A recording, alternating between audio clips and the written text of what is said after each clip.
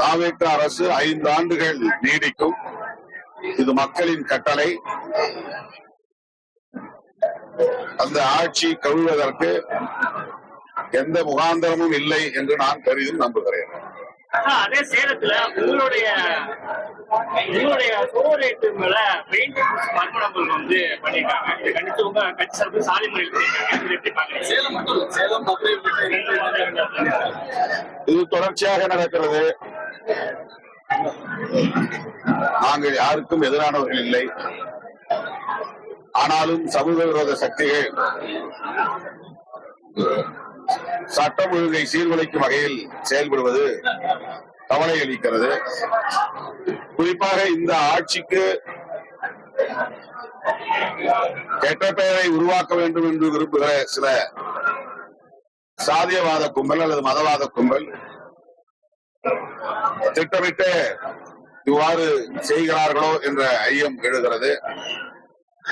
இதன் மூலம் சாதி அடிப்படையில் வன்முறைகள் வெடிக்க வேண்டும் என்று கூட அவர்கள் திட்டமிட்டிருக்கலாம். எனவே விடுதலை சிறுத்தைகள் நிதானமாக செயல்பட வேண்டும். சமூக விரோதிகளின் வன்முறைகளுக்கு இடம் தரக்கூடிய வகையில் நடந்து கொள்ளக்கூடாது. காவல்துறையினரிடம் புகார் அளித்து நடவடிக்கை எடுக்க வலியுறுத்த வேண்டும். வேறு எந்த வகையிலும் சமூக விரோதிகளுக்கு இடம் தரக்கூடிய நடவடிக்கைகளில் ஈடுபட வேண்டாம் என்று வேண்டுகோள் விடுக்கிறேன். ஜாதி குறிப்பு அதே இந்த வருஷம் அதான் இவ்வளவு நேரம் மேடையில தமிழ் தேசம் உங்களுக்கு பொறுப்பாரு. அதான் இவ்வளவு நேரம் மேடையில பேசினேன். நம்ம எல்லாரும் சேர்ந்தாதான் அதை சாதிக்க முடியும். இந்த ஜாதிவாரி கணக்கெடுப்பை ஏற்கனவே விடுதலை சிறுத்தைகள் வரவேற்று இருக்கிறோம். அதை செய்ய வேண்டும் என்று வலியுறுத்தி வருகிறோம். தமிழகத்தில் நவோதயா பள்ளியில் வந்து அமைக்கிறதுக்கு வந்து 3 வாரத்துல முடிவு எடுக்கணும். 12 வாரம் 3 வாரத்தோட அமைக்கணும்னா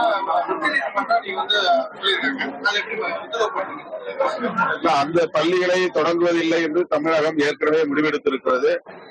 அதே நிலைப்பாட்டில் இந்த புதிய அரசும் இருக்கும் என்று நான் நம்புகிறேன்.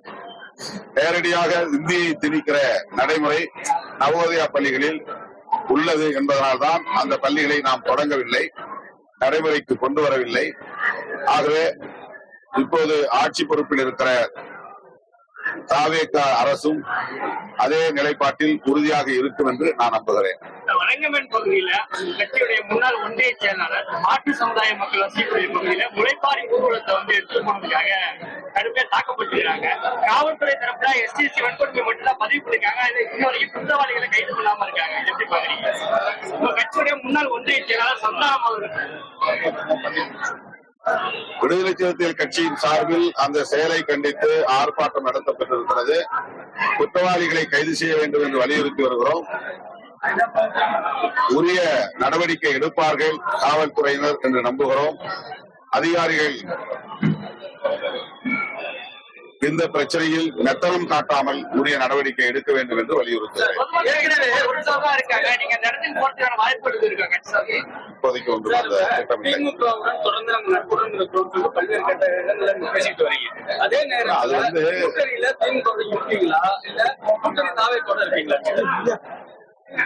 இது வந்து திரும்ப திரும்ப ஒரே கேள்வி கேட்கறீங்க. இதுக்கு நான் மறுபடியும் பதில் சொல்ல விரும்புகிறேன். நாங்க தாவேகா கூட்டணியில் அதாவது அமைச்சரவையில் இடம்பெற்றிருக்கிறோம். கூட்டணிக்கான பேச்சுவார்த்தையில் ஈடுபட்டிருக்கிறோம். விரைவில் தாவேகா தலைமையில் ஒரு கூட்டணி அமையும். அப்போது உங்களுக்கு தெரியும்.